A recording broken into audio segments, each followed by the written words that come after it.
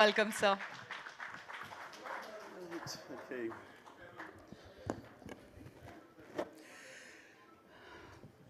అందరికీ నమస్కారం.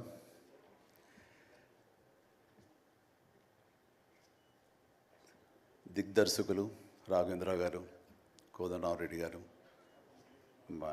Gopal, young directors like Bobby, Vasishta, like నా నిర్మాతలు అల్లు అరవింద్ గారు, అశ్విని దత్ గారు, కెఎస్ రామారావు, శ్యామ్ ప్రసాద్ రెడ్డి, జెమినీ కిరణ్, తమ్మారెడ్డి భరద్వాజ్ గారు, అలా యంగ్ ప్రొడ్యూసర్ విక్కీ అండ్ పాత్రికేయ మిత్రులకు, అలాగే నా బ్లడ్ బ్రదర్స్, బ్లడ్ సిస్టర్స్, నా హృదయపూర్వక నమస్కారం. సో ఫస్ట్ ఆఫ్ ఆల్ ఈ ఈవెంట్ ఇంత గ్లామర్గా, ఇంత మెమొరబుల్గా ఉంది అంటే దానికి ప్రధానమైన కారణం నా మిత్రుడు Aamir Khan. Aamirji, thank you so much. And with a small message and a phone call, you made it, and your presence made this moment as a memorable moment. Really, thank you so much, and I never forget this gesture from your side. And about Guinness Book of World Records, then ఊహించండి, I never expected, never dreamt about Guinness Book of World Record, because Guinness బుక్కి మనకి ఏంటి సంబంధం అనే ఒక ఆలోచన ఏమైనా ఉంటుంది కదా సహజంగా. అలాగే నాకు అలాంటి ఆలోచన ఏమి లేదు. అలాంటిది నేను ఎదురు చూడనటువంటి ఒక గొప్ప ఆనర్ ఈ రోజున నాకు నా జీవితంలో నా ఈ సినీ ప్రస్థానం సంబంధించి తారసపడినందుకు ఆ భగవంతుడికి, దానికి కారణభూతులైన మా దర్శక నిర్మాతలకు, నా అభిమానులకు ఎప్పుడు నేను రుణపడి ఉంటాను. Thank you so much.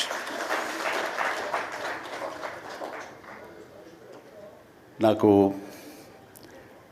Dances మీద, బహుశా నటన కంటే కూడా ముందు నుంచి కూడా డ్యాన్సెస్ మీద నాకున్నటువంటి ఇంట్రెస్ట్ ఈ రోజున ఈ అవార్డు వచ్చేలా చేసిందా అని నాకు అనిపిస్తుంటుంది.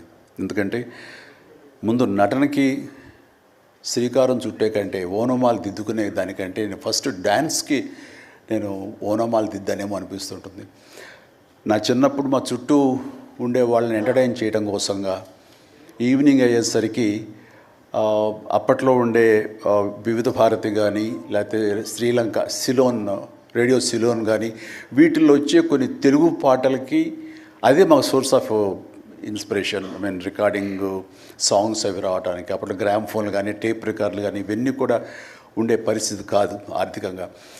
అలాంటి వారానికి ఒకసారి రేడియోలో ఎప్పుడు పాటలు వస్తాయా అని అందరూ ఎదురు చూసేవాళ్ళు. రాగానే శంకర్బాబుని పిలవండి, డ్యాన్స్ వేస్తాడు, మనల్ని అలరిస్తాడు అని వాళ్ళందరూ ఉత్సాహంగా ఉంటే, వాళ్ళ ఉత్సాహానికి నేను మరింత ప్రోత్సాహంగా తీసుకుని దాన్ని డ్యాన్స్లు వేస్తుండేవాడిని. అట్లాగా అవి డ్యాన్సులు అంటారా, బాడీ కదలిక అంటారా ఏమో తెలియదు, ఒక ఎనర్జీగా అవి ప్రజెంట్ చేయటం అనేది ఒక్కడే తెలుసు నాకు. 7th class, 6th class, 8th class ఆ ప్రాంతంలో.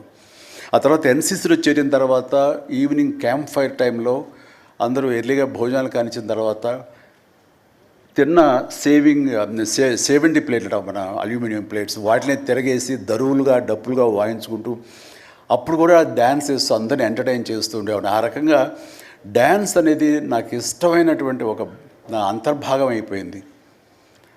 అలాగా డ్యాన్స్ నేను వేరుగా ఎప్పుడు చూడను, ఎప్పుడు హుషారు ఉన్న అసలు అందుకంటే ముందు లేచిపోయి డ్యాన్సెస్ వేయటం అనేది, మ్యూజిక్ అనుగుణంగా బాడీని మార్చుకోవడం జరిగింది. అంటే ఫస్ట్ పిక్చరు నేను వెళ్ళినప్పుడు అక్కడ సరదాగా నా రూమ్లో నేను డ్యాన్స్ వేస్తుంటే నా కోస్టార్స్ ఆర్టిస్ట్ వాడు చిరంజీవి డ్యాన్స్ వేస్తాడు అని అంటే, అవునా అని వాళ్ళందరిలో చేయాలంటే అందులో సావిత్రి గారు ఉండేవారు, రోజారామణి, కవిత, ఇలాంటి యాక్టర్లు అందరూ ఉండేవాళ్ళు, నరసింహరాజు, ఇలాంటి వాళ్ళందరూ ఉన్నప్పుడు వర్షం పడుతుంది. ఒక పంచలో డ్యాన్స్ వేయాల్సి వచ్చింది. అది ఈస్ట్ గోదావరి రాజమండ్రి దగ్గర ఒక పల్లెటూళ్ళలో. ఆ పంచలో జల్లు పడుతూ కూడా మొత్తం తడితడిగా ఉండింది. అయినా సరే డ్యాన్స్ అడగడం పాపం ఎవరైనా సరే వెంటనే ఎలాంటి ఇన్హిబిషన్ లేకుండా చేయటం అనేది నాకు అలవాటు. అలాగే టేప్ రికార్డ్ డ్రాయింగ్ చేసి అప్పట్లో డ్యాన్స్ చేస్తున్నాను. మధ్యలో కాల్ జారి కింద పడిపోయాను. పడితే అది కింద పడిన తర్వాత ఆపకుండా వాళ్ళందరూ అయ్యో అన్నారు. అనేసరికి దాన్ని నాగిని డ్యాన్స్గా మార్చేసుకొని చేస్తే ఎక్కడ లేని అప్పలాస్ వచ్చేస్తుంది. సో అక్కడ చూసేటంటే ఒక కో డైరెక్టరు రాఘవేంద్రరావు గారు, సారీ మన క్రాంతి కుమార్ గారికి చెప్పడం, ప్రాణం ఖరీదులు వాళ్ళు బుక్ చేసినప్పుడు, అబ్బాయి భలే డ్యాన్స్ వేస్తాడు, భలే ఉంటే డ్యాన్స్ అవునంటూ నా క్యారెక్టర్కి అంతకుముందు ఎప్పుడు ఒక డ్యాన్స్ అనేది ఊహించుకోలేదు, సాంగ్ డ్యూయట్ సాంగ్ అని ఊహించుకొని వాళ్ళు ఒక ఎందుకు పెట్టకూడదు సాంగ్ అని చెప్పి నాకు ఆ సాంగ్ సిచ్యువేషన్ క్రియేట్ చేసి ఏలియల్లో ఎందాక అనే ఒక సాంగ్, అండ్ ఆ సాంగ్ నేను వేస్తే దాన్ని స్టెప్స్ అది చేసుకుంటే ఫస్ట్ టైం ఒక యాక్టర్గా నేను స్క్రీన్ మీద డ్యాన్స్ ఇస్తూ కనిపించింది అది. దానికంటే ముందు మన ప్రాణం ఖరీదు సారీ పునాది రాళ్ళలో కూడా అలాగే ఫ్రెండ్స్ మధ్య డ్యాన్స్ వేస్తూ నేనే సెంటర్ ఆఫ్ అట్రాక్షన్గా ఉంటూ చేశాను. అలాగా నా డ్యాన్స్ స్కిల్ అన్నది ఎక్స్ట్రాగా నాకు ఒక బెనిఫిట్ అయ్యింది, నాకు ఎక్స్ట్రాగా అది ఉపయోగపడింది. తర్వాత అరవింద్ గారికి, జయకృష్ణ ఇలాంటి అందరికీ కూడా తెలుసు. అండ్ లింగమూర్తి గారే ఉండేవారు ఆయన డిస్ట్రిబ్యూషన్కి చీఫ్. అప్పట్లో ఆయన రాగానే ఆయన ఏ ప్రొడ్యూసర్స్ని పిలుస్తారు, ఎవరి కథ ఓకే అంటారు, ఎవరికి డబ్బులు శాంక్షన్ చేస్తారని డిస్ట్రిబ్యూటర్స్ మీద ఆధారపడే రోజులు నిర్మాతలు. అలాంటి సమయంలో నాకంటే సీనియర్ హీరోస్, పెద్ద హీరోస్ ఎవరితోటో కథలు అనుకుంటుండగా, చిరంజీవి అని అతను కొత్తగా వస్తాడుగా, అతనితో పెట్టి చేస్తే మీకు ఇంత డబ్బుగా ఇస్తాను, లేదంటే మామూలు అయితే కనుక దాన్ని లిమిటెడ్గా ఇంతే ఇస్తాను అనేసరికి డబ్బు ఎక్కువ ఇస్తానంటున్నారు అంటూ ఆయన లింగమూర్తి గారు నన్ను రికమెండ్ చేసేసరికి నా వైపే అందరూ కలిసి ఇతనే పెట్టుకుందాం అనేవాళ్ళు. అతను ఏంటంటే ప్రజానాడి, ఆడియన్స్ ఏమనుకుంటున్నారు, ఆడియన్స్ ఇతను సాంగ్స్ కోసంగా పదే సినిమాలకు వస్తున్నారు, ఇలాంటి వాడితో సినిమాలు తీస్తే మనకి 4 డబ్బులు వస్తాయి కదా, కమర్షియల్గా వైబుల్గా ఉంటుందని ఉద్దేశంతో ఆయన ఆ రకంగా అప్పట్లో నా ప్రొడ్యూసర్తో అనడం, అండ్ వాళ్ళు కూడా నన్ను ఆప్ చేయటం నాకు ఆ రకంగా డ్యాన్సెస్ అనేది ఒక ఎడ్జిని తీసుకొచ్చింది.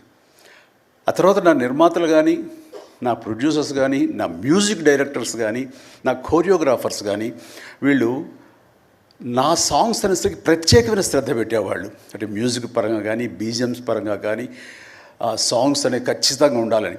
దత్తు గారితో నాకు ఎప్పుడు దెబ్బలాటాయి.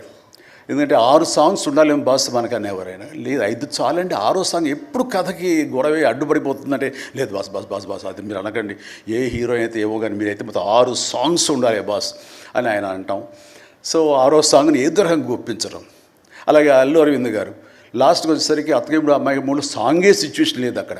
అలాంటి చోట ఒక డబ్బు మీద ఒక సాంగ్ను ఆయన క్రియేట్ చేసుకుని ఆ డైరెక్టర్ గారితో కోదండరామరెడ్డి గారు వీళ్ళందరూ కలిపి అనుకుని అత్తగేముడు అమ్మాయికి బొగ్గులో ఒక సాంగ్ను బలవంతంగా పెట్టాడు అక్కడ.